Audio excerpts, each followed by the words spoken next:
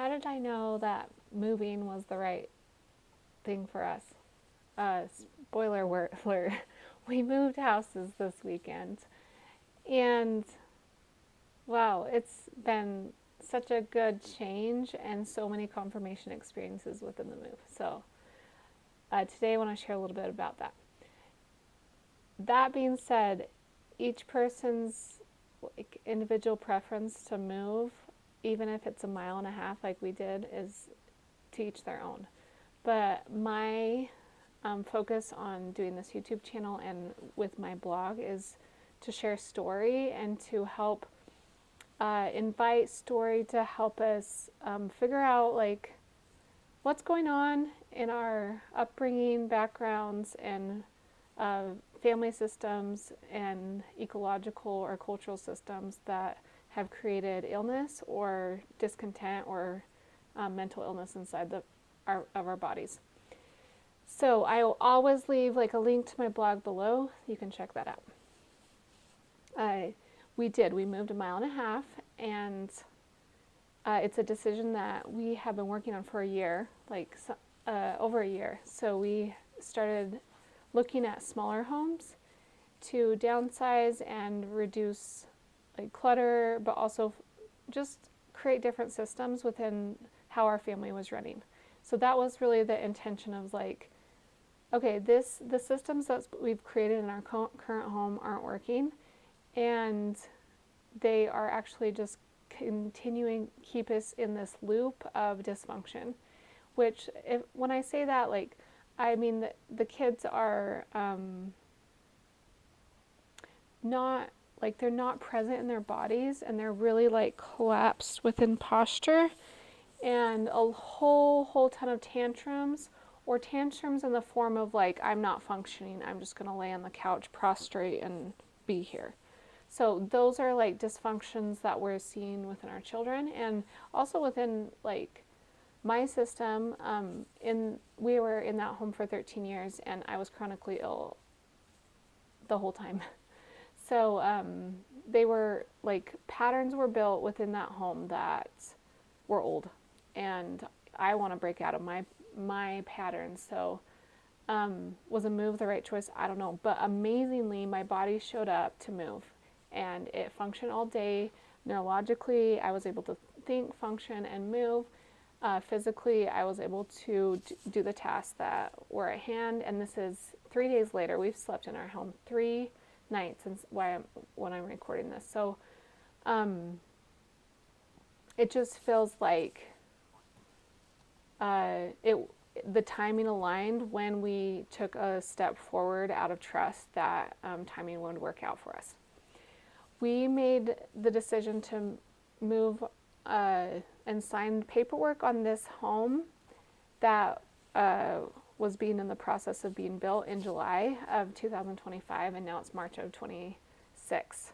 So it was like a 8-month process, 7-8 month process, and that gave me enough time to go through things, pack up boxes, and also prepare our older home to be sold, which it sold above asking price, and we were just so grateful that we put the time, money, effort into remodel bathrooms and fix things outside that were problematic in the exterior of the walls.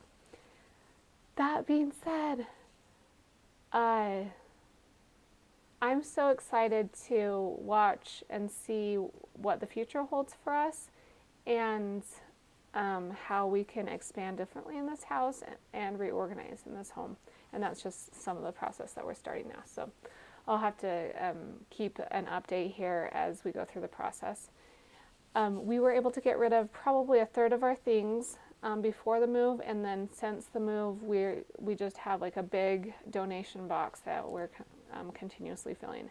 And yesterday a donation box was dropped off, and then as I decorate and like decide what belongs in this home, I'll send more to donation. But that, again, like, we're going to bring a few things new in that makes the systems better. And so this is just like a process of recycling and movement of things to clarify and clear out things, but also create intention of like, We want to keep our home a little bit more clean, but clean as a team, as a family, not just mom cleaning. That's not how the system's supposed to work if it's supposed to function properly. Mothers are supposed to have eye contact with their children and teach them how to clean and teach them how to communicate and teach them how to work through fears when things feel overwhelming. And I used to think that mother was supposed to work like so hard to make their children happy, and that's old ugly pattern. And I actually couldn't clean my last house. Like, it was too large to clean, and it wasn't a huge house, but it was just too large for me to keep up with. Powerfully, as I walked out of my last home, I felt just this deep gratitude for it, but also like this feeling of me closing off a project that had lasted for 13 years.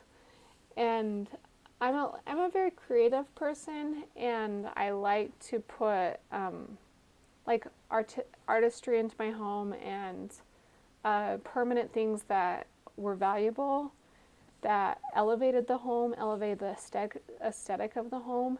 And I have been working on that home the whole time, like off and on, the whole time that we were there. And some things I switched around, like the kitchen. In 2020, I painted and like pulled off. I used to have like this big cornucopia of plates that I hung on the wall.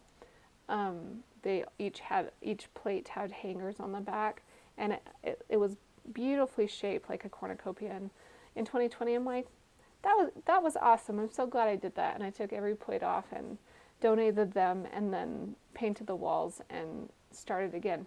So, like, it's fun to create, recreate, and then elevate the home. Each door and each doorknob was changed for dark, like with darker handles and not the stainless steel, and it just really, like, the contrast was just right on.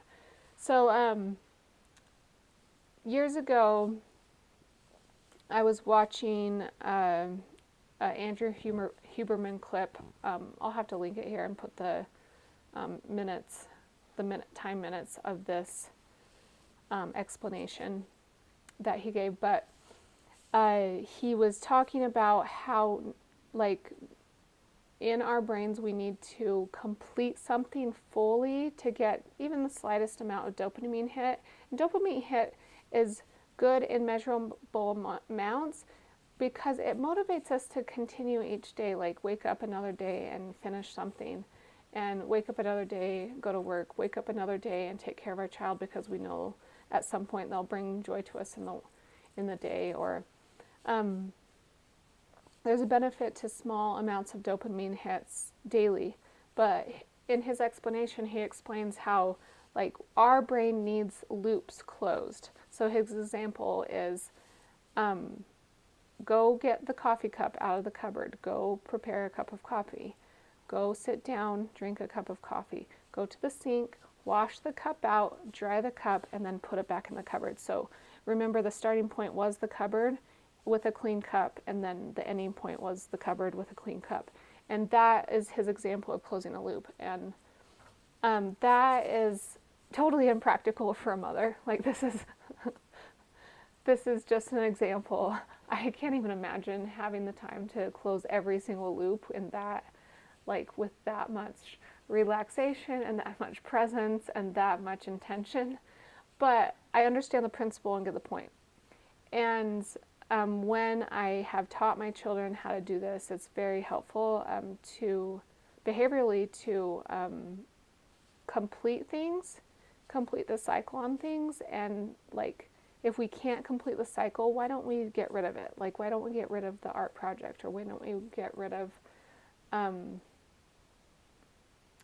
the car that we just don't know how to fix? You know, like, things, there's big things, small things, like, we should either complete or move on from it, or ask somebody to help us fix it in like